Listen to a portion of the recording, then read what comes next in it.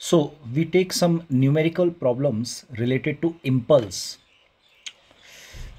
Okay, so यहाँ हम लिखते हैं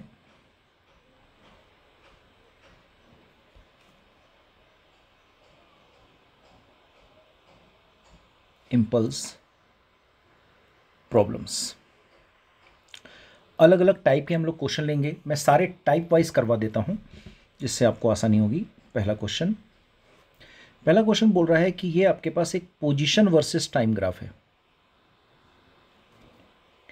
इस तरह का ग्राफ दिया हुआ है,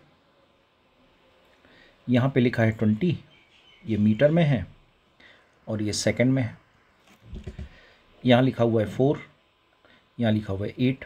तो velocity versus displacement versus time graph है। आपसे बोलता है फाइंड इम्पल्स एट 4 सेकेंड। तो देखो क्या करना है इसमें। आपको 4 सेकेंड पर इम्पल्स बताना है, 4 सेकेंड पर। आपको पता है कि velocity is slope of displacement time graph. तो बताओ 4 के पहले इस ओ ए लाइन का स्लोप कितना है, यानी इनिशियल वेलोसिटी मैं बोलूंगा slope of O A line कितना होगा, पॉजिटिव स्लोप होगा प्लस tan थीटा। थीटा क्या ले लेंगे, ये वाला। तो आंसर क्या आ जाएगा इसका, परपेंडिकुलर यानी 20/4 परपेंडिकुलर अपॉन बेस। तो इसका आंसर आ जाएगा +5। इसी तरह से फाइनल वेलोसिटी, फाइनल का मतलब है 4 के बाद। तो 4 के बाद देखो इसका एंगल 90 से बड़ा है तो इसका स्लोप नेगेटिव आएगा।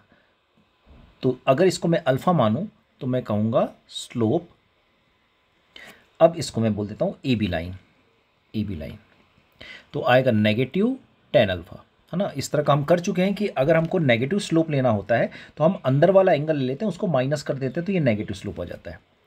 तो इसका आंसर क्या आएगा, माइनस परपेंडिकुलर, इसका भी 20 है और इसका भी बेस 4 का है। तो आंसर आ जाएगा -5 मीटर पर सेकेंड। मास बॉडी का गिवन है, मास अपन मान लेते हैं 1 kg ना, मास 1 kg अपन मान लेते हैं। अब आपको पता है कि impulse is nothing but change in momentum which is equal to final momentum, यानी final mv final minus mv initial. आपको पता है फाइनल मोमेंटम मास तो 1 है और वेलोसिटी कितनी है -5, और मास 1 है और वेलोसिटी कितनी है +5। तो ये दोनों जुड़ जाएंगे, -5 तो आंसर आ जाएगा -10 kg मीटर पर सेकेंड। माइनस क्या बता रहा है कि मोमेंटम का डायरेक्शन नेगेटिव एक्स एक्सिस की तरफ होगा, चेंज इन मोमेंटम का डायरेक्शन नेगेटिव एक्स एक्सिस की तरफ होगा, है ना। इसका मतलब होगा अलोंग एक्स। अगर किसी क्वेश्चन में ऑप्शन में आपके पास नेगेटिव नहीं दिया है तब आप पॉजिटिव को ही टिक करना है। Okay, so let us take second question.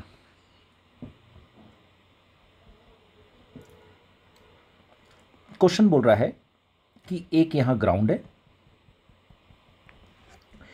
एक ऑब्जेक्ट है, इसका मास 1 kg है, इसको आपने ड्रॉप किया, आपने इसको 20 मीटर की हाइट से ड्रॉप किया। ड्रॉप करने के बाद ये ऊपर चढ़ा और ऊपर चढ़ते चढ़ते ये केवल कितने हाइट तक जा पाया, केवल 5 मीटर की हाइट पर जा पाया और यहां पर वेलोसिटी उसकी क्या हो गई, 0। आपको बताना है कि what is the change in momentum during collision. Collision के ड्यूरेशन में कितना मोमेंटम चेंज हुआ। ओके, अब इसमें हम क्या कॉन्सेप्ट लगाएंगे। हमको पता है कि अगर h हाइट से कोई भी ऑब्जेक्ट गिरता है तो गिरते समय उसकी वेलोसिटी v1 और टकराने के बाद उसकी वेलोसिटी v2। तो आपको पता है अगर h हाइट से कोई भी ऑब्जेक्ट गिरता है तो उसकी वेलोसिटी हो जाती है √2gh। ये हमने पढ़ चुके हैं काइनेमेटिक्स में 1D में। और क्योंकि ये नीचे की तरफ है इसलिए इसको लिखेंगे माइनस। और अगर कोई ऑब्जेक्ट, ये बड़ा इंपॉर्टेंट है, कई बार स्टूडेंट्स को पता नहीं क्यों ध्यान नहीं रख पाते हैं। जैसे मान लो अगर आपने किसी ऑब्जेक्ट को v2 से छोड़ा और चलते चलते वो इस हाइट h2 तक गया, तो आपको पता है h2 को आप लिख सकते हो v2² / 2g। तो v2² कितना हो जाएगा, √2gh। v2 कितना हो जाएगा, √2gh। यानी अगर किसी पार्टिकल को आप h हाइट से ड्रॉप करते हो तो ड्रॉप करने के बाद उसकी वेलोसिटी √2gh, और अगर v वेलोसिटी से ऊपर जा रहा है तब भी उसकी वेलोसिटी कितनी हो जाती है, √2gh। दोनों तरफ। Let me clear this point further more. इसको मैं अच्छे से बता देता हूँ कि अगर मान लो आपके पास कोई पार्टिकल है, उसको आपने u से छोड़ा और ये कहाँ तक पहुँच रहा है, h हाइट तक, तो जो h हाइट दी जाएगी वो दी जाएगी u²/2g। अगर मैं बोलूँ कि नहीं भाई h गिवन है, u निकालो, तो आप बोलोगे 2gh = u², सो u हो जाएगा √2gh। तो अगर किसी ऑब्जेक्ट को u हाइट से छोड़ते हो और वो h हाइट तक पहुंचता है तो u और h में रिलेशन दो तरह से दिए जा सकते हैं। एक तो लिखा जा सकता है h = u²/2g, और एक u को लिखा जा सकता है √2gh।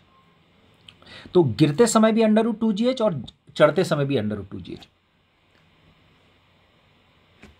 तो यहां पर v2 से ये ऊपर जा रहा है और कितनी हाइट तक जा रहा है, 5 मीटर तक।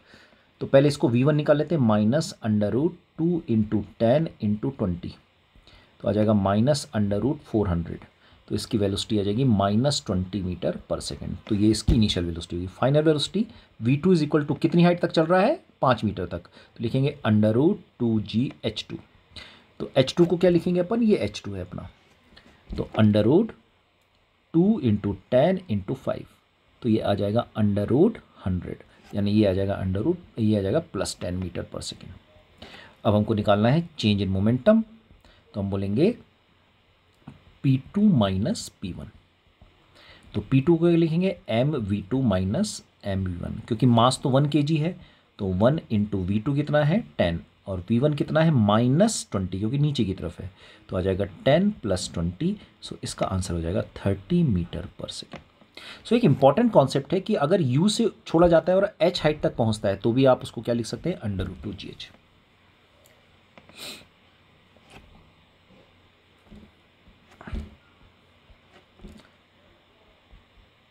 थर्ड क्वेश्चन, अगर मान लो ये एक दीवार है,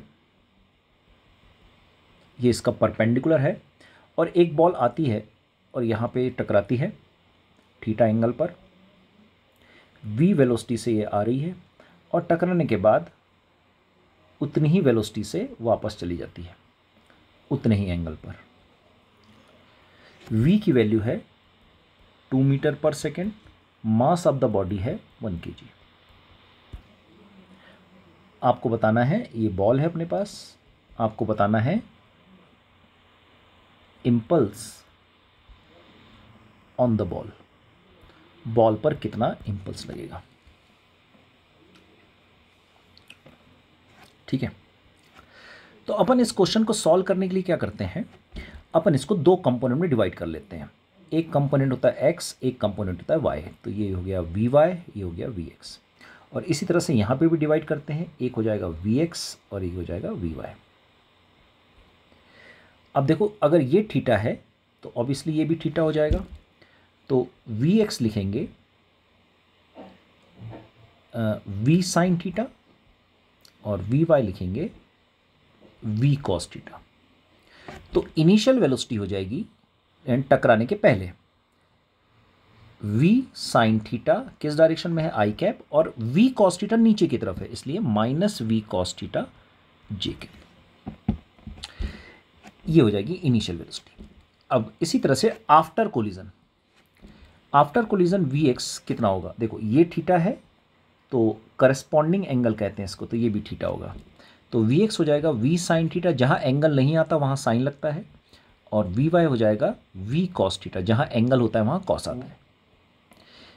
तो फाइनल वेलोसिटी क्या हो जाएगी after collision, sine theta x direction में ही है, लेकिन cos थीटा का देखो डायरेक्शन ऊपर की तरफ हो गया है y वाला, तो इसको लिखेंगे v cos theta j cap. तो मास उसका अपन ने 1 kg ले लिया है, तो हम बोलेंगे change in momentum is equal to final momentum minus initial momentum. तो हम लिखेंगे m v final minus m v initial. तो हो जाएगा एम वी फाइनल अपन ने लिखा है v sine theta i cap plus v cos theta j cap minus m v initial लिखा है अपन ने v sine theta i cap minus v cos theta j cap, है ना, ये वी इनिशियल था। तो अब इसमें से एम को कॉमन निकाल लिया तो बचे, और वी को भी कॉमन निकाल लेते हैं, वी भी कॉमन है यहाँ पे, तो वी को भी कॉमन निकाल लेते हैं। क्या बचेगा, sine theta i cap plus cos theta j cap minus v बाहर निकल गया है तो लिखेंगे माइनस, ये माइनस जो है ये अंदर जाएगा, तो minus sine theta i cap और माइनस माइनस ये वाला क्या हो जाएगा, यहाँ पे जाके माइनस माइनस प्लस हो जाएगा, तो वी कॉस थीटा ये अपने पास बच गया। आप देखो इस माइनस साइन थीटा से प्लस साइन थीटा कैंसिल हो गया, तो आ गया m v into 2 cos theta j cap है दोनों में। तो अपना चेंज इन मोमेंटम फाइनल आ गया, वो आ गया 2mv cos theta j cap. इसको आप फॉर्मूले की तरह यूज कर सकते हो, दिस इज योर VGP। तो whenever a ball strikes with a wall, the change in momentum is always written as 2mv cos theta j cap। अब इस क्वेश्चन को सॉल्व कर लेते हैं। तो क्वेश्चन को सॉल्व कैसे करेंगे, हम बोलेंगे चेंज इन मोमेंटम का जो मैग्नीट्यूड है वो कितना है, 2 इंटू मास 1 दिया हुआ है, वेलोसिटी कितनी गिवन है 2 और एंगल कितना दिया है कॉस, एंगल नहीं दिया है, एंगल गिवन है 60, एंगल को 60 ले लेते हैं, एंगल 60 डिग्री में कॉस 60, तो आंसर आ जाएगा 4 इंटू कॉस 60। और कॉस 60 सबको पता है, कौन ऐसा है जिसको नहीं पता है, तो हो जाएगा change in momentum is 2 kg metre पर सेकेंड। तो इस तरह से हम चेंज इन मोमेंटम को, इसको आप फॉर्मूले की तरह यूज कर सकते हो, ठीक है। इसमें एक दो इंपॉर्टेंट चीजें हैं जो आपको अच्छी तरह से पता होनी चाहिए, जरा इसको नोट करते हैं हम लोग, इंपॉर्टेंट पॉइंट्स। तो हमने क्या बोला कि पहला हमने क्या बोला कि अगर किसी भी सरफेस से एक बॉल आती है और ऐसी टकराती है जिसका एंगल नॉर्मल से, ये नॉर्मल है, थीटा दिया है, और ऐसा लौट जाती है जिसका नॉर्मल से एंगल फिर से थीटा दिया है, ये वी से आता है और वी से ही लौट जाता है, तो हम बोलेंगे change in momentum is equal to 2mv cos theta j cap. यानी चेंज इन मोमेंटम का मैग्नीट्यूड कितना है 2mv cos थीटा और उसका डायरेक्शन क्या है जे कैप। यानी चेंज इन मोमेंटम किस डायरेक्शन में है, तो देखो प्लस जे कैप किस डायरेक्शन होता है, उस तरफ आता है, तो हम कहेंगे this is the direction of change in momentum, this is the direction of change in momentum, यानी परपेंडिकुलर टू द सरफेस। तो चेंज इन मोमेंटम हमेशा कहां लगता है, perpendicular to the surface.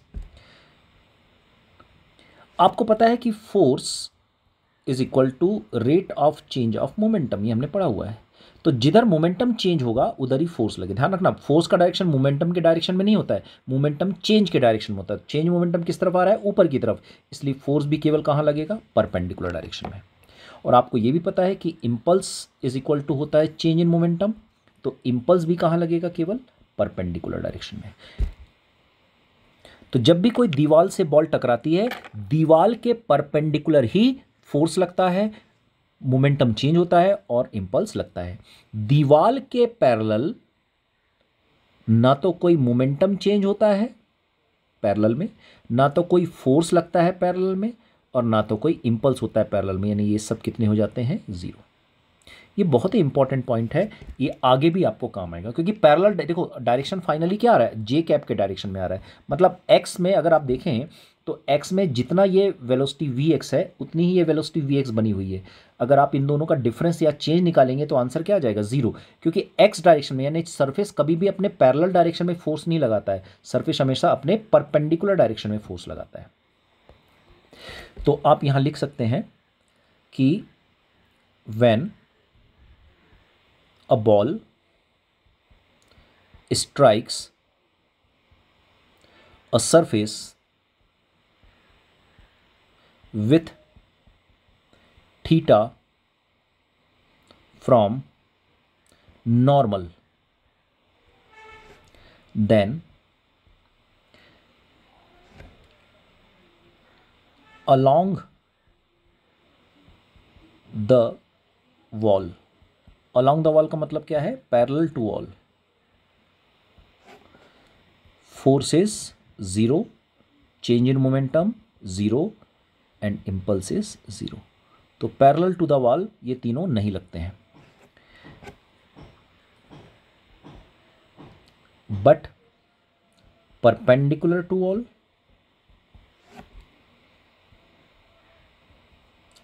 F perpendicular not equal to 0, I perpendicular which is equal to delta P, इसका formula क्या हो जाएगा, 2mv cos थीटा।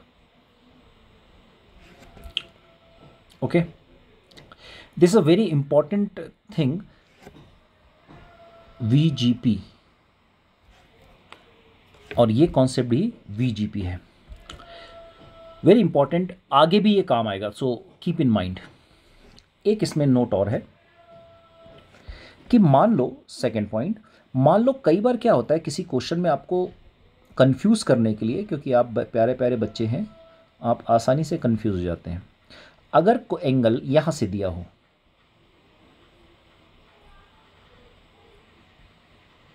ऐसा, हमारे फॉर्मूले में जो एंगल है वो कहां से है, वो नॉर्मल से है, तो एक्चुअल में हमारा फॉर्मूला इस एंगल के लिए डिफाइन है, यानी चेंज इन मोमेंटम जो आप लिखोगे वो क्या लिखोगे, 2mv कॉस अल्फा लिखोगे, बट अल्फा तो क्वेश्चन में गिवन नहीं है, वो तो थीटा गिवन है। तो आपको क्या करना होगा, आप यूज कर सकते हैं alpha is equal to 90 minus theta, तो डेल्टा पी कितना हो जाएगा, 2mv कॉस 90 माइनस थीटा। तो अगर पैरेलल टू सरफेस एंगल दिया है तो आप डायरेक्टली यूज कर सकते हैं 2mv कॉस 90 माइनस थीटा, क्या होता है, साइन थीटा। तो अगर एंगल पैरेलल टू सरफेस है, यहां इस केस में एंगल कहां से दिया है, फ्रॉम सरफेस, अगर फ्रॉम सरफेस दिया है तो कॉस की जगह क्या हो जाएगा, साइन हो जाएगा। यहां थीटा कहां से होना चाहिए, यहां theta from normal. Okay, so these are the some basic questions we have taken. In next class we'll take some another questions. Okay, bye bye.